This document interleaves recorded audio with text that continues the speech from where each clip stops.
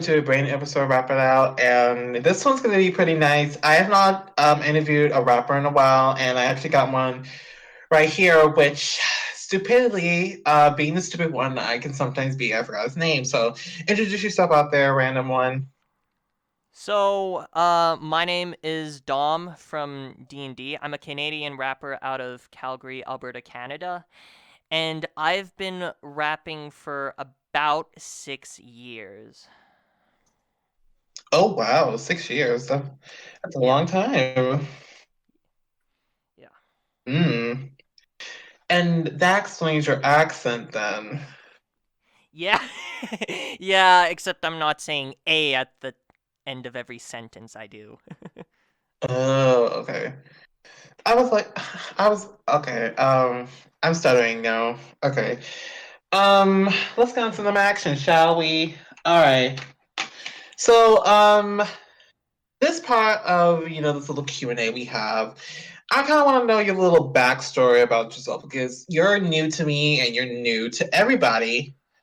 So everybody wants to know about you, and so I want to know firstly, how did the journey with music start for you? So the way I first got into hip hop very specifically was I had to do an assignment in middle school that involved me performing, and I had no clue what I should perform. So I just ended up looking at a couple of so I just ended up stumbling across this thing called a YouTube poop, which is essentially just a shit post of another video. And one of these videos just happened to be of Eminem's Not Afraid music video. So one of my friends ended up coming over. He showed me the actual song that the video was based off of, and I thought, hey, that was really catchy. So I just ended up performing a cover of that, and then it just started spiraling into me covering songs for school dances, and then just doing freestyles in the hallways, slam poetry and such.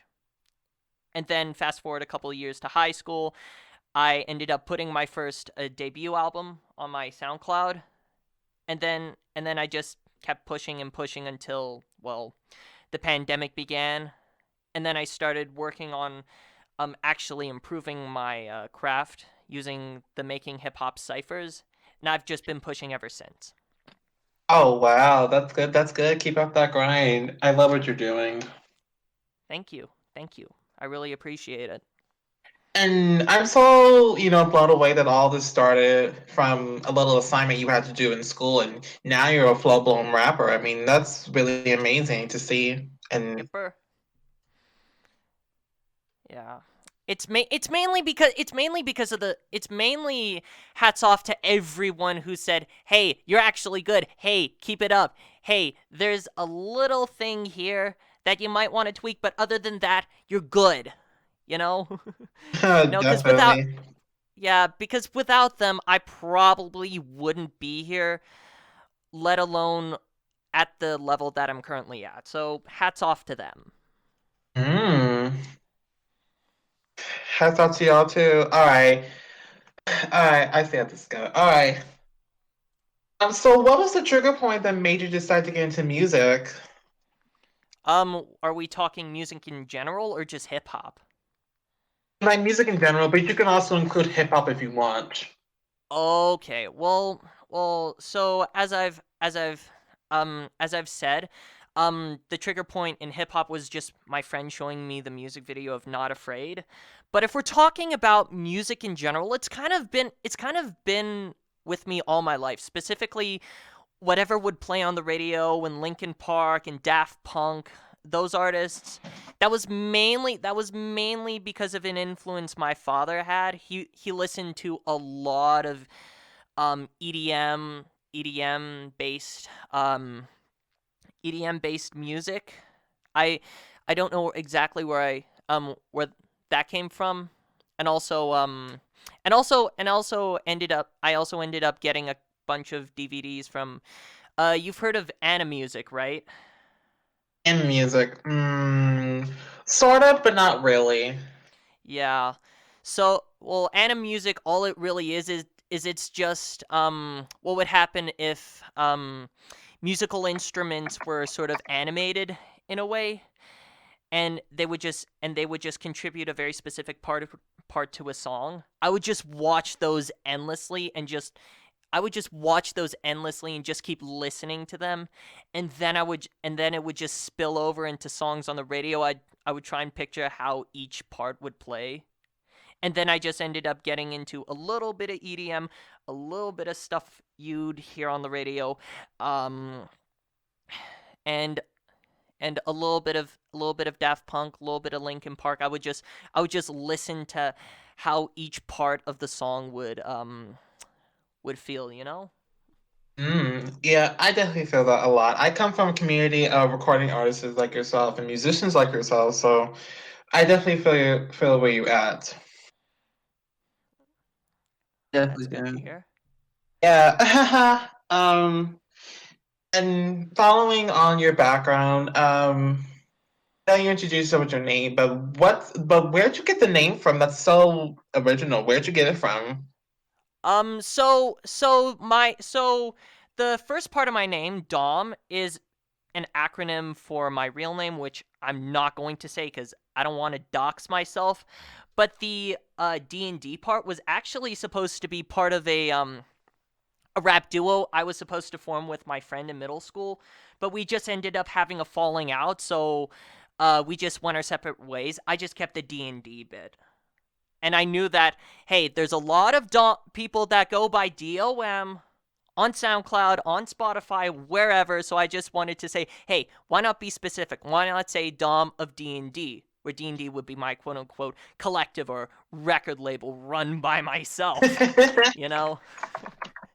I'm a one man record label, you know? Yeah. Wow, that's actually pretty amazing. You're all that. That's really quite amazing. Yeah. Pulling yourself together, I see. Yeah. So much stuff happens in middle school. You don't really know where you're going. So you just kind of let chance let it play out for you, and then see what your outcome is, and see whether or not you're satisfied with it. I see, I see. Yeah. All right, I see you, my man. All right, let's see.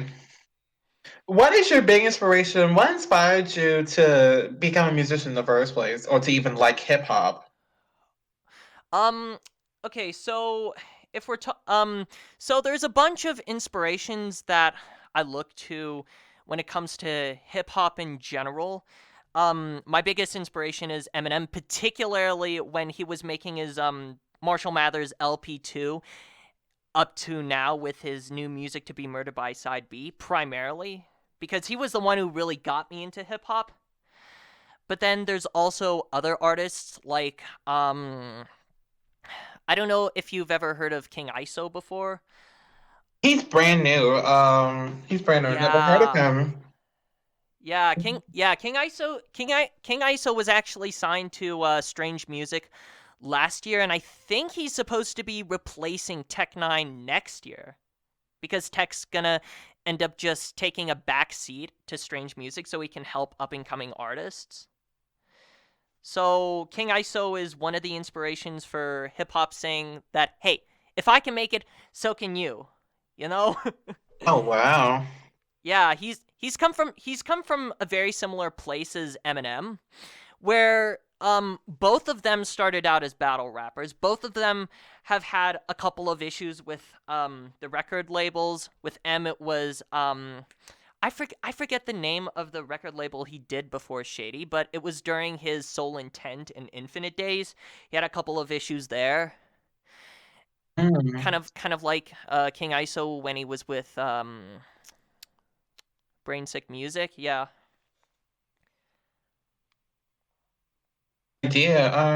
All right. I see you do your research, I see. Yeah. Yeah. Yeah. All right, let's see. In an alternate universe, what would happen if you were not a musician? I That is actually a good question because I have no idea what I would end up doing as a musician.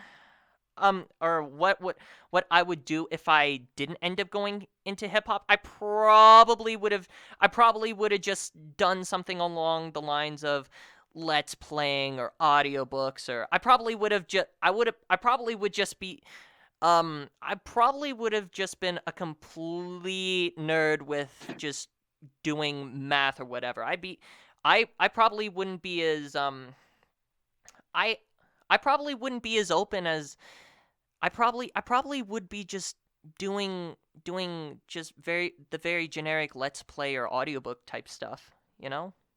Oh, I see. Yeah. Yeah. So you don't have a set career of if this fails, because you know back up when music because what if your music is played out? You don't know. Of course. Yeah, yeah. I don't really have a set career in mind. I mean, I do want to be an astrophysicist if school plays out for me currently at the moment. Um but outside of that, I don't really have that's the only fallback solution I have if my music ever falls off, you know. You gotta start building that because you never know in the future. You could get replaced by a brand new artist, and then you're stuck with no job, no money. You'll fall apart. So you gotta start building revenue. Of course, of course, of course, of course. I mean, of course. I mean, I hear that once you get your astrophysics degree, you can make a lot of money because of all the math behind it. And Oh that's yeah. what yeah, that would be my fallback solution. Okay, that's a new one. These are going on my list, which by the way, if you've been listening to other episodes, I have a long list of artists, so thank you for that earlier. And have not heard Astrophysics. That is a new one. Yeah. It's a childhood dream of mine. Oh, really? Yeah, yeah. I've wanted to do that longer than I have been wanting to do music. Oh. Look at us nerds. Look at this. Look at us doing our big stuff. Look at that.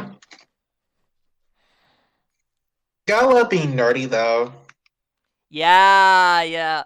Yeah, because see the thing is if you're nerdy, you're able to see things that everyone else around you just isn't able to, Yeah. you know? hmm Or or or you're perceived as so dumb, you're actually smart, you Yeah. know? Definitely. I You know, feel you. that's how it's always been in history. If you think about it, most of the geniuses you look at right now, like Albert Einstein, Michael Faraday, all those sorts of people are people who have sort of been pushed to the sidelines, sort of haven't really followed the system that they were supposed to be brought up in, simply because they thought differently. Yeah, definitely. I totally agree with you. I'm a nerd myself, so I definitely am on that road too. Of course, of course. And you gotta love glasses. Glasses is just a wonderful fashion. Especially if they have it, especially if they have tape between, you know the little bridge between the two lenses, right? Oh You just yes! have to yeah, you just have to have a piece of tape between the on the bridge. It's so hilarious when I see that in classrooms and now on Zoom. It's so funny when I see those little nerds with the tape on it. It makes me hilarious. Yeah. It's so funny. Yeah. Oh my god, it cracks me up every time I see one. Oh my god. Ooh, okay. Um, what would be your dream collaboration? Ooh, yes. Okay, so this might actually be an interesting one because I have a couple in mind. If we're going for something conscious, I would probably say Joyner Lucas for a verse, and maybe there's a cosplayer I know of by the name of Indigo White. She does karaoke. I know that this is never going to happen, but Joyner Lucas for a verse and Indigo White doing the hooks. Or the other option is if I'm going for some super lyrical, miracle, spiritual, criminal, individual type thing, I'd probably get Joyner to do a verse, Token to do a verse, King ISO to do a back and forth with me, and then maybe Royce the 5'9" to do a verse. Good choice. Good choices. Those are going on my list too. Yeah, nice. Yeah, I have a long list from all these episodes I did, and wow, I'm still on number 5 on this long list. Oh, damn. It's like 30 or 40 of them, 40 artists that I have to go check out. Gee. Yeah, well, Indigo White doesn't really do music. She's a cosplayer, but she does karaoke on the side. She has a Okay. good singing voice. Mm. Yeah. Cool, cool, cool. I've interviewed a few singers myself. I love Oh, singers. I've heard. I've heard. I still need to look at one of the interviews you did, I think. Yeah, some of them are a bit long, but they're quite enjoyable. Of course. Of course. All right, let's see. I'm trying to think. Oh, okay. Now, since you've been paying attention, time to go inside your head to take a little peek. If you don't mind, that is. Oh, go for it. Go for it. All right. I kind of want to know your creative process. How do you write a song? In your perspective, how do So, you write a song? so the way I usually write a song is I usually am watching something like um I'm usually watching something like a let's play or a little snippet from a movie, and I try and think of just the characters there where I can set up a punchline. For example, if I'm looking at a snippet from a Marvel film, I might think of Iron Man and then break it down into other things associated with Iron Man, such as steel or iron as in the golf club or Tony Stark. I might break Hmm. that down into some sort of punchline where I say only time you'll steal from me is when I get the Iron Man. And then I'll just think of a bunch of other things that'll rhyme with Iron Man, and then just jot them down and then just count the syllables. Sometimes I'll do this. I try and do this along to a beat I already have stowed away. All the royalty free beats I did. I used to do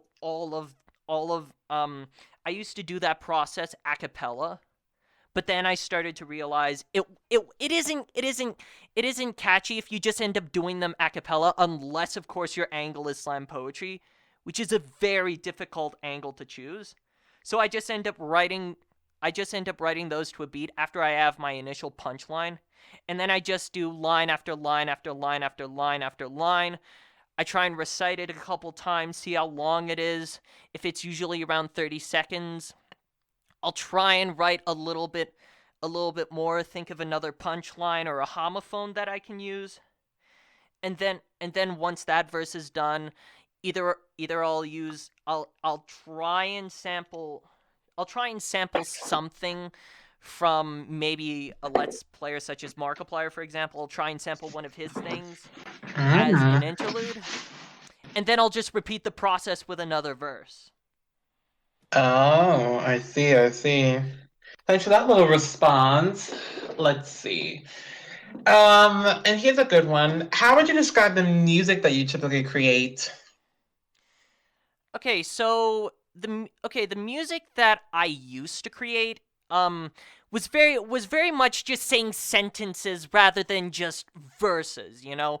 It's just sentences over beats. None of the rhymes would hit the kicks and the snares. But the music I do now, thanks to my time in the ciphers and r/ making hip hop, you could say they're a little bit boom bappy, a little bit trappy. It's kind of like what would happen if infinite. It's kind of like what would happen if modern day Token met early day Joyner Lucas, and then they had a Hmm. love child.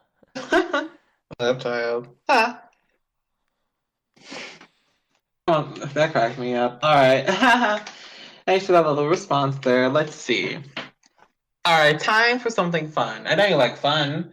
Of Canadians like course, don't of course. Canadians always have like fun? Don't they like that? Everyone loves fun.